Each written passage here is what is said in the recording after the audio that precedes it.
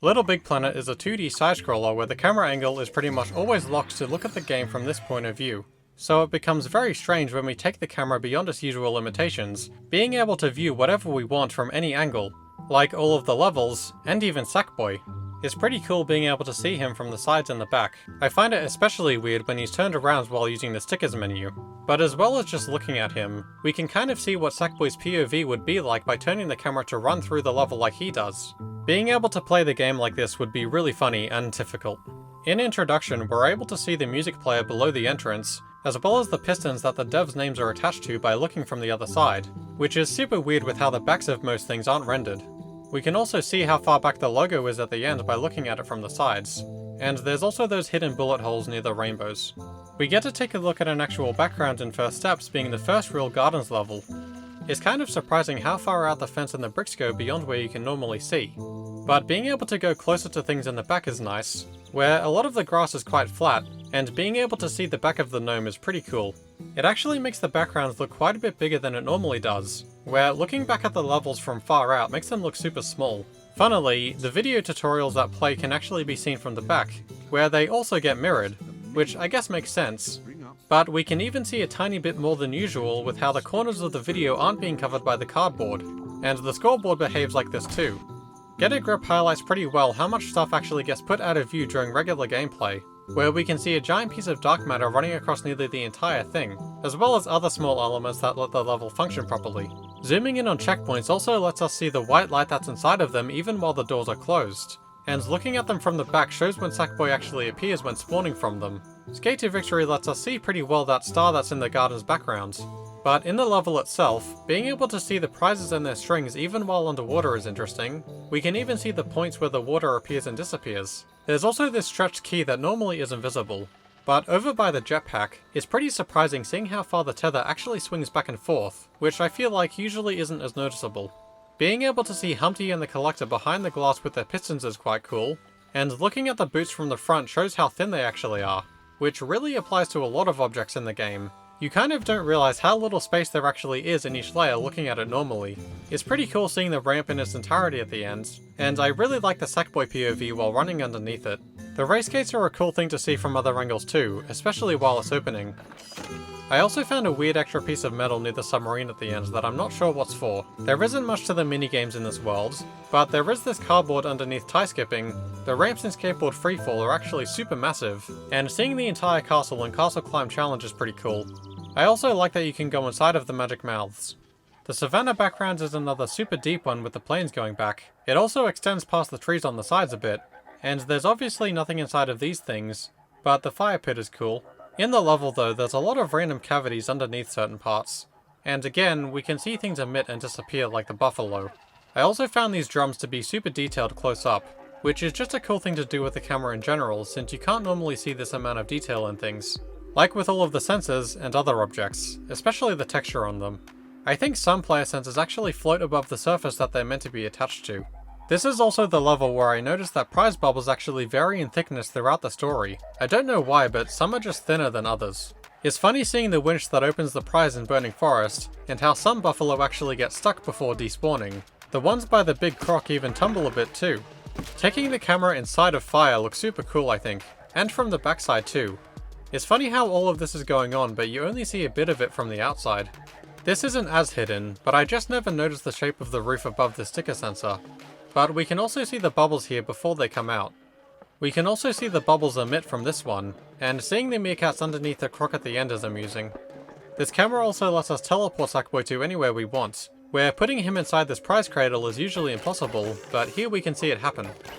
I also never noticed how there's actually meerkats here that get activated by the sticker. And this is where just zooming out is pretty cool, because it lets us see how close different parts of the level actually are to each other that you normally never see. This gets interesting when we put Sackboy out of bounds by the race gate, since we can actually see much better where he can fall just by taking the camera to the other side. It's impressive how limited the layers are in this level. We can see the block before it falls down in the ×2 area, and there's just a floating light above the meerkat mum, as well as this purple one that's beneath the background. This is also something obvious that I never noticed, but it's actually the entire pole that moves up and down and not just the meerkats that are on them. But here's definitely the weirdest thing that I found in this level that I also never knew about even though it's right there. Do you see anything wrong here? One of the lights doesn't have a beam, which is already strange, but it's not just its setting. The beam actually does exist. It's just sitting out of view separated from the light. Such a weird error. Then another weird thing. Have you ever thought about why this meerkat has a tag on it? The only thing here with a key like that is Stripy Tail, who obviously isn't meant to be taken up there. Well, after thinking about it for a second, it's pretty obvious that this meerkat is just a copy of the ones that block you unless you have Stripy Tail, and they just didn't remove the tag because it really doesn't change anything. But this means that if you did get Stripy Tail up there, then this meerkat wouldn't come out for you to land on, which is pretty funny. Anyway, in this level we can also see all of the little timers that control the dissolve once you get in range of it, which is used in a few other levels too. It's also cool seeing the buttons that get pressed inside of the big meerkats. In Meerkat Bounce we can see how far away the hazards actually spawn, and all of the random stuff that's out of bounds. In Tunnel Plunge, when Sackboy dies to the spikes, you can see how far he actually falls off the screen for the animation. I also never noticed this, but some of the meerkats in this level are set to stay retracted after going past them for the first time, which I'm not sure what the point of is. I can't read the gravestones in the wedding background, but you can get really close to them. This one is kind of boring overall though, with not that much to see, but we can look behind this door where there's total darkness. It's neat to see the piece inside of the enemies rotate around from the back. I also noticed this random canyon sticker down here near the skulls, and I like being able to see the entire back of the big skeleton. These bungees also start off with a lot of momentum which you can't normally see. It's actually pretty cool seeing the level being restarted without the camera moving, especially if something moves before restarting. Also, all of the keys in this game use a picture of the canyons for its reflection, where usually it's the gardens. The distribution of red and blue lights across the darkness is interesting, and not something I really appreciated until now. The dog can be seen underneath the trapdoor before being stolen, and again, this is obvious now, but the walls that these skeletons are attached to are painted black, which I never acknowledged. There's some stuff out of bounds that we can't really see, but what's really funny to look at is this block behind Don Lu that has a magic mouth on it, which ends up falling down at a certain point. It's just funny because you can actually see this normally with how the hole for it barely sticks out. Seeing Skulldozer zoomed out is pretty cool with all of the structures and the dark matter above it all. Looking at it like this made me notice all of the music triggers too. And this is another spot where the Sackboy POV is super cool to look at. Seeing the wheel that controls the spawn order in the dangerous descent is cool, and we also see the first few platforms fall out. This is also pretty obvious, but seeing the closed level post from the other side is kinda funny. The canyon's background is pretty big again, with a lot of 2D elements that I didn't notice were before, particularly the cacti. Like usual, we can see things emit that we normally can't, like the bombs and the rocket car. It is cool seeing the bombs in both the town and the jail before they go off though, as well as seeing inside of the piñata from the other side. And the scorpions are another object that I found is surprisingly detailed close up. We can again see bombs before they go off in the mines, but where this is actually useful is where the deload is done for the 100% speedrun, where you have to jump on them without being able to see. So actually knowing what the layout looks like from behind is really useful. Seeing all of the elevators is pretty cool, and with this being the longest level, it's impressive seeing it all at once like this. I like taking the camera into these holes, like where the minecart jumps up and the final prize in the level. There's also this random arrow that's out of bounds. And did you know that there's a camera inside of the giant fireball? The zoom outs in Serpent Shrine are pretty good with seeing the tunnels and the serpents spawning. Even from the backside is cool. Some of the snakes actually hit the floor before despawning, which I wouldn't have thought. Zapatara is pretty scary seeing him from the front, and we can also see more of the logic that controls the fight. There are even some tags behind the stage. And even though they move upwards, the lights from the fight continue to cycle even after it ends. We can also see the bomb that Zapatar throws right when the level starts. Maybe he saw a ghost. In Cowabunga we can see the entrance fall down as well as its dissolve. It's also funny messing with the logic to see how crazy the cow can get. The roller run levels are another cool zoom out, and I also never really appreciated the lights at the end of Wrestler's Drag until now, which we can also see the logic for. Let's quickly take a look at the pod now that we're halfway through the levels. It's cool being able to see how big the room really is and how the planets fit inside it. We can even see the dark matter and the string that the pod is attached to. There isn't really anything inside of the planets, but some things are still visible from here, like levels and the Polaroids. The circle animation does look cool from here though, and some of the arrows go crazy. It's pretty interesting seeing how different UI elements behave, with how some are positioned in physical space, but other things are just attached to the camera. Some things even try their best to stay in frame as we move around. I like the front-on view of Sackboy while he's using the controller, and it is a bit hard to do this with how I can't use the controller while in the free cam, but you can kind of see how the pod moves around the planets when something is selected. We can also teleport Sackboy to on top of the pod or into the dark matter, which is cool because it makes it feel more like a normal level, kind of. It looks weird when you load a level while in the free cam too. Back to the levels. The Metropolis background is probably one of the cooler ones just with the number of different things here, like the carpet and the dumpsters, which there's nothing inside of, and same for the various doors. I like being able to go down the alleyways. It's funny seeing how the graffiti extends underneath the stage, and some buildings even have a backside, which seems uncommon for backgrounds. In the level, it's interesting going behind some of these walls and also the roof that's above Mags. Like the fire hazard, it's also pretty cool going inside of electricity, and seeing the people inside of the cars is quite funny. Subway is pretty cool seeing zoomed out with the elevators, the water behind it, and also the different subway paths, being able to follow them easily. Some last for quite a while. I like seeing the backsides of them too, and riding on them with Sackboy's POV is amusing. The vent section also looks pretty cool zoomed out. Like the subways, the fireballs in the construction site actually last for a surprising amount of time and get reused for multiple sections, like the ones that you run away from being the same as the ones for this section and at the start. Then the ones on the conveyor belt are used for the start of the second race and the end of the first one. It's super efficient, and if you wait long enough, some of them roll pretty far to the right after falling out of bounds. Something I didn't know is that the platform in the sticker center area is actually controlled by a player sensor. And then there's this one in the middle of the level that seemingly does absolutely nothing. It doesn't seem like it's connected to anything. There's some overlapping materials here too, like during the first race and this pencil up here in the background. We can also see the hole for the skip that's beneath the fight, and going beneath the conveyor belt looks pretty cool. There's even the hole at the end that you can run under. In the boss fight, it's also funny seeing the enemies before they fall down. They look pretty weird from the side. I didn't really think about this, but we can see where the basketball goes after it rolls past, where it gets surprisingly close to falling onto the entrance. So, actually, if you just slow it down a bit by dying to it in the right way, it actually does fall down to the start, where it even rolls past the race gate. I don't know why, but it's so funny to me that this is a thing that can happen, especially because no one probably knows about this. There's not a lot in the minigames, but there are these stickers in the drag race that I never noticed. And you can see how things spawn in and fall out of the survival game. The island's background is pretty deep on the left side, and the grass extends out pretty far as well. I can't say I remember these golden dragons being on the fence, but I like being able to see all of the buildings fully. It's interesting going inside of the gas because even though it's a single block, the 3 layers are still separated and are only a flat plane. It's also cool seeing the scaffolding stuff from the side. The background also has these lanterns which are pretty cool, which took me until this level to notice. We can see inside of the ninjas' hiding spots before they come out, and interestingly, the spinning green wheel here gets its own block that you can't normally see. I like looking at the dissolve in the sticker switch area too. I never really noticed these pink flowers on the roof before, and we can also see those mist-colored tag sensors, which also appear in the ×2 area, which I didn't know about. Unlike most of the rooms in this level, the second red wheel room is actually not touching the ground, and up here it's unusual seeing so many types of hazards so close together, with the electricity, fire, and the gas. The ninjas in the roof before falling are funny, and I noticed some random pieces of wood inside of these green wheels for whatever reason. This is something that you can see normally if you do it right, but we can follow the cat after it gets released where it unsurprisingly hits the roof. And here's another thing that I should have noticed earlier, but the sensei's yellow flower is actually floating quite far away. And it's not just this version of her, it's like this for multiple appearances.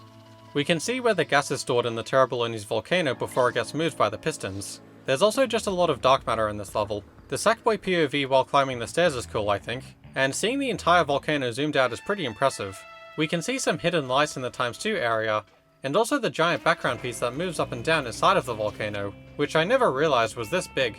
There's another beam of light that's missing its object here, and seeing the Oni from the front is pretty scary too.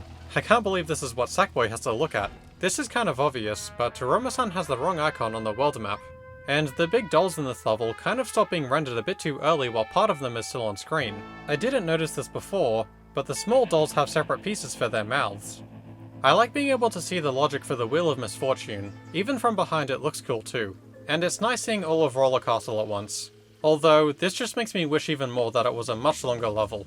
The temple's background goes out super far, but like the wedding one, it's pretty uninteresting. In the level, we can actually see the prize behind the shopkeeper and the button too. It's interesting zooming out to see all of the dancers in each section. Their legs at this one part really go crazy, which I've never seen. Like the Meerkat Kingdom, it's cool seeing the structure of this level with how it goes back and forth a lot. Up here we can see the sticker center logic, and after the collector flies up, he moves around quite a lot. And I didn't know this, but there's actually rubber behind the end of the level to help these wheels spin. I didn't realize how many elephant statues there were in Elephant Temple. This one even has a prize inside of its eye. Most of these columns also go all the way to the ground, which is surprising, and seeing the wave section zoomed out and from other point of view is pretty cool. We can also see the entry point for the ×2 area that's used in 100% speedruns. It's kind of weird having this plain wood at the end, where it's even clipping inside of the other material. And this is also where the style of blocks changes to match the next level, but for some reason they kept the old ones here too, so there's even more clipping going on. Zooming out in the Great Magician's Palace gives you a good idea of how all of the cycles and emitters work. There's also lots of gaps behind objects that don't really do anything. We can see though how the checkpoint at the falling block section gets pulled, which is weird to look at. We can even see the wilderness behind everything before it actually appears. I especially like seeing the inside of the Magician's box though for all of the shapes appearing. And if you look slightly below here, you can even see the tag and piston that controls it. There's not much in the Shifting Temple, besides seeing the pistons and doing the POV through the wave section. And similar for pillar jumping, with the logic out of bounds and a big Zam falling down afterwards. We can see the logic for fire pits above the stage, which funnily actually led me to discovering a brand new major skip for this level just by jumping off this door as it closes. It almost always closes off screen, so it never occurred to me to actually use it, since the player center for it is all the way over near the blue elephant.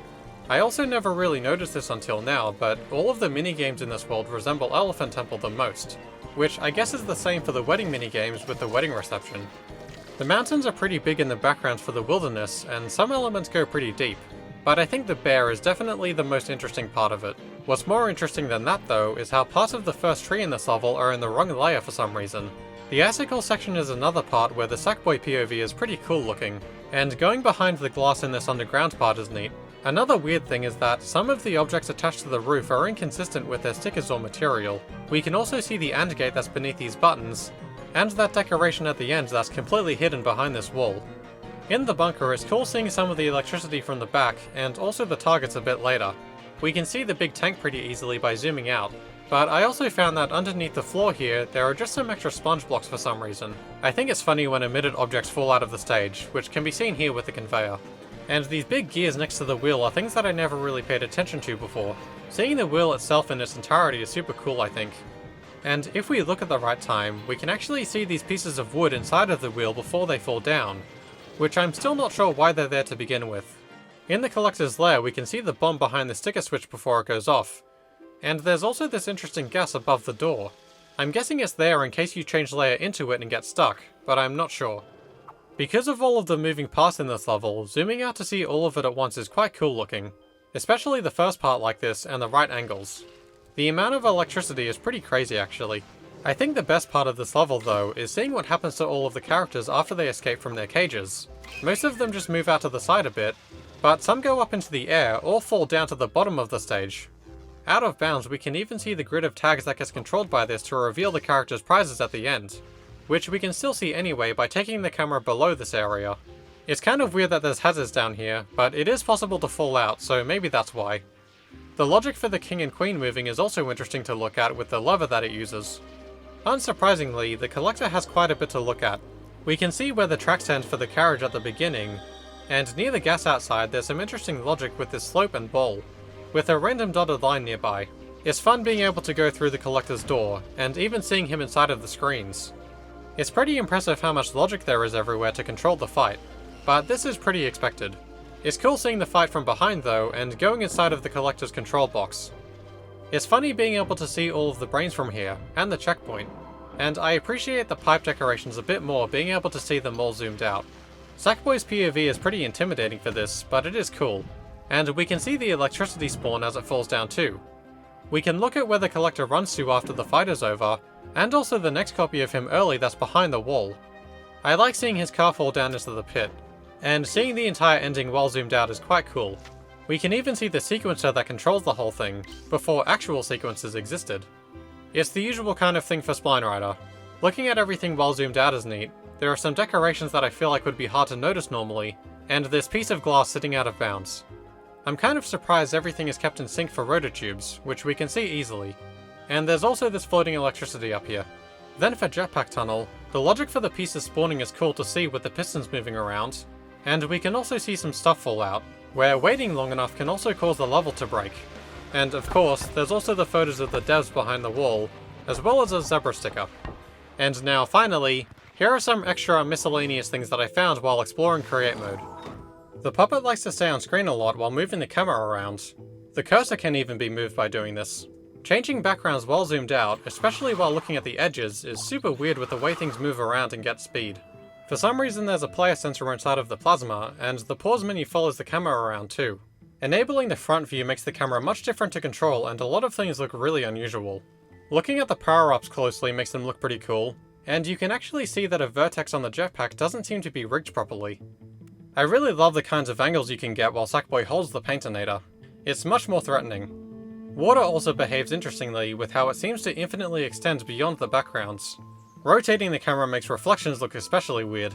And lastly, the tutorial background is cool to look at, but there isn't much to see aside from the music box that's beneath the stage. And that was everything that I found in the game that I thought was interesting enough to mention. My favourite things to find are definitely the errors and unusual oversights that reveal part of the level making process used by the devs. Like the light that's missing a beam and the tag sensor in the Meerkat Kingdom that can't even be activated. And also, just discovering even more things that can occur in these levels, such as the basketball falling to the entrance in the construction site and using the closing door to skip fire pits.